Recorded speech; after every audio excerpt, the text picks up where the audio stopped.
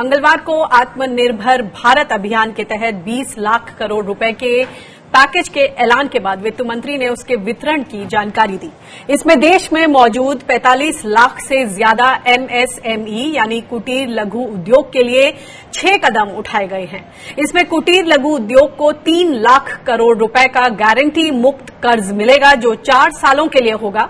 इसमें पहले 1 साल तक कोई भी मूलधन नहीं चुकाना होगा। वित्त मंत्री निर्मला सीतारमण ने कहा कि पीएम गरीब कल्याण राहत पैकेज के तहत किसानों को सम्मान निधि दी गई है। उन्होंने कहा कि जिस वक्त किसानों को जरूरत थी सरकार ने उन्हें पैसा दिया। इसके अलावा 41 करोड़ गरीबों के खाते में 52,606 करोड़ रुपए सीधे भेजे गए हैं। वहीं 80 करोड़ गरीबों को अतिरिक्त अनाज और दाल देने के काम भी लगातार जारी है।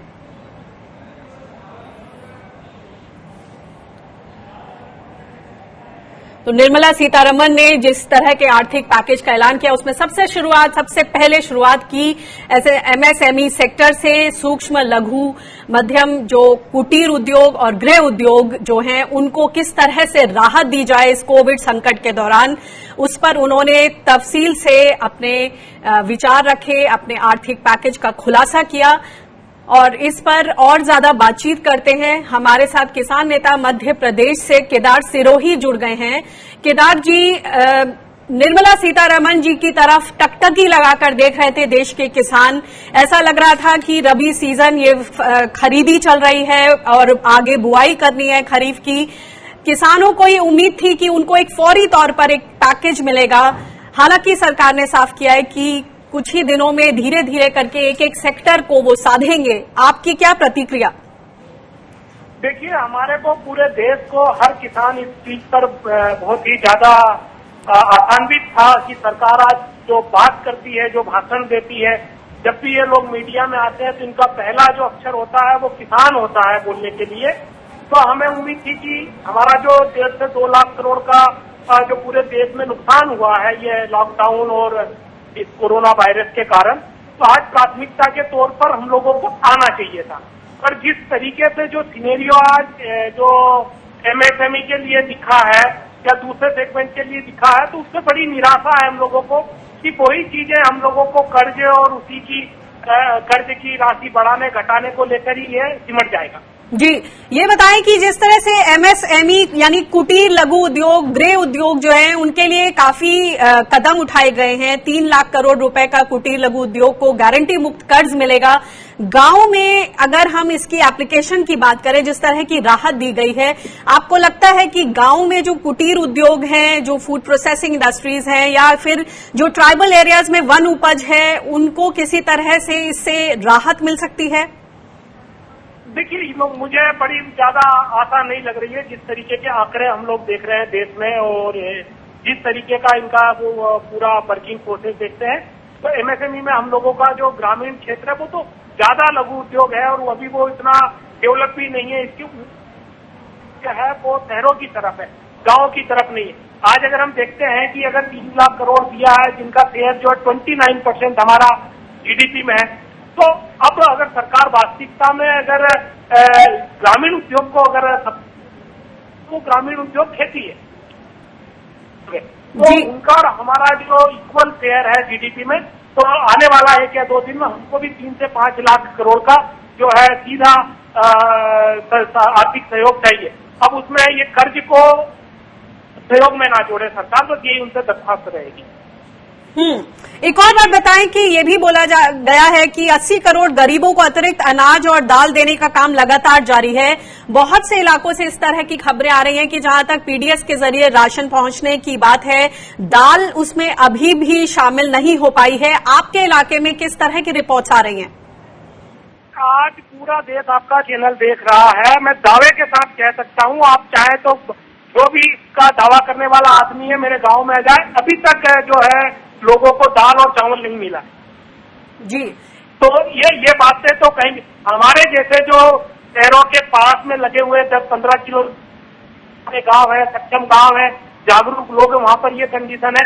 तो आप ट्राइबल और जो रिमोट एरिया है अगर उसकी बात करेंगे तो मुझे नहीं लगता है कि ये दावा वहां पर सही निकल पाए।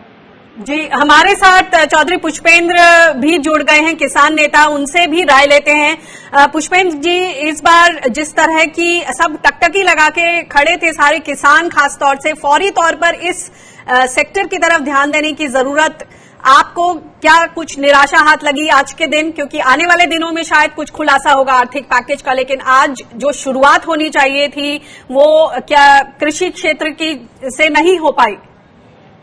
नहीं अनिका जी, बिल्कुल आपने ठीक बात कही कि ये शुरुआत वास्तव में कृषि क्षेत्र से इसलिए करनी चाहिए थी क्योंकि कृषि क्षेत्र ही ऐसा क्षेत्र है जो आज भी काम कर रहा है, जहां बुआई होनी है। एमएसएमई तो आप पैकेज आज घोषित करोगे, अब वो सोचेंगे, लेबर को बुलाएंगे, सैनिटाइजेशन करेंगे, उनको तो 1 महीने बाद भी अगर आप दे दोगे तब भी कोई दिक्कत नहीं है। लेकिन कृषि तो रुक ही नहीं सकती, इसको आज ही घोषणा करनी चाहिए थी। इस बात से हम निराश हैं, पर चलिए कोई बात नहीं, धैर्य किसान बहुत रखता है, 1-2 दिन का धैर्य रख लेते हैं। 1-2 दिन बाद हमें आशा है कि जो भी हमारी मांगे हैं, और 20 लाख में से 20 लाख करोड़ जो बात कर रहे हैं, क्योंकि 70-80% ग्रामीण क्षेत्र की आबादी है, तो 15-16 लाख करोड़ रुपए तो हमारे हिस्से में आना चाहिए। एक और बात बताएं कि यहाँ कुटीर उद्योगों की बात हुई, आप हमेशा से लंबे समय से फूड प्रोसेसिंग इंडस्ट्री की बात करते रहे हैं। इस बार खासतौर से हम पेरिशेबल्स को देख रहे हैं किस तरह से खेतों में सड़ रहे हैं, किसान को उनके भाव नहीं मिल रहे हैं। आपको कहीं ये जो गैप है उसको भरने की कुछ पॉसिबिलिटी नजर आती है? ये जिस तरह से एमएसएमई को किस तरह का आर्थिक पैकेज दिया है, उसमें इसका कोई स्कोप? देखिए, सबसे बड़ी बात अनिका जी ये है कि जो हमारे यहाँ उत्पाद है वो अगर फ्रेश किसी को मिल जाए तो वो कभी भी पैकेज्ड नहीं लेगा। पैकेज वहां इस्तेमाल किया जाता है जहां उसको जो है आप फ्रेश उपलब्धता नहीं करा पाते हैं। अगर फ्रेश ही हमें उपलब्ध हो गया तो फिर हम क्यों पैकेज में जाएंगे? और पैकेज महंगा भी पड़ेगा और वो थोड़ा सा जो है लेट भी आएगा आपके पास। तो इसलिए जो है ठीक है, आप इसकी प्रोसेसिंग में जाइए, हम मना नहीं कर रहे, क्योंकि ऑफ सीजन में उसका प्रयोग हो सकता है कि जब सीजन नहीं है उस वक्त आप उसका प्रयोग कर सकते हैं। तो उसके लिए हम सहमत हैं कि कहीं ना कहीं, लेकिन जब तक मांग नहीं होगी मार्केट में, पैसा जो लोगों के पास नहीं पहुंचेगा, रूरल एरिया में लोगों के हाथ से जो क्रय शक्ति जब तक नहीं बढ़ेगी, तब तक वो कुछ भी खरीदने जाने वाले नहीं है। यही कारण है कि आज सब चीजों को फेंकने के लिए किसान मजबूर हो रहा है और शहरों में और अन्य जगह लोग भूखे मरने के लिए मजबूर हो रहे हैं।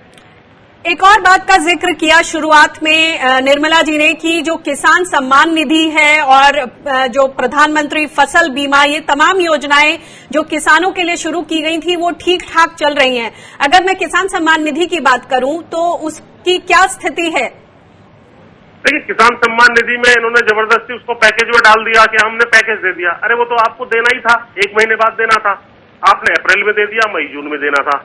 उसके लिए बार बार हमारा 2-3 निवेदन है। नंबर 1 कि इसकी राशि 6,000 बहुत कम है, इसको तत्काल, और विशेषकर ऐसी परिस्थिति में जब किसान की आमदनी के ऊपर नकारात्मक प्रभाव लॉकडाउन की वजह से पड़ा है, तो इसको 24,000 रुपए कीजिए। और दूसरा, जिस भी किसान का आप सत्यापन कर लें उसको पहली किस्त, यानी 1 दिसंबर 2018 से जब से स्कीम शुरू हुई थी तब से उसको मिलना चाहिए, क्योंकि इसी वजह से ये जो है धीरे धीरे सत्यापन कर रहे हैं कि भाई जो बाद में आएगा उसको वहीं से किस्त शुरू करते हैं, लेकिन पहले जो किस्त बढ़ चुकी है वो उसको नहीं दी जाती। तो ये 2 विशेष मांग हमने की है, इसके ऊपर हमारी विशेष नजर है। और मैं बहुत स्पष्ट कर दूं, यदि इन्होंने इन दोनों मांगों को नहीं माना तो निश्चित रूप से हम इसमें बड़ा आंदोलन खड़ा करने का काम करेंगे। जी, बहुत बहुत शुक्रिया पुष्पेंद्र जी, बहुत बहुत शुक्रिया केदार जी इस जानकारी के लिए।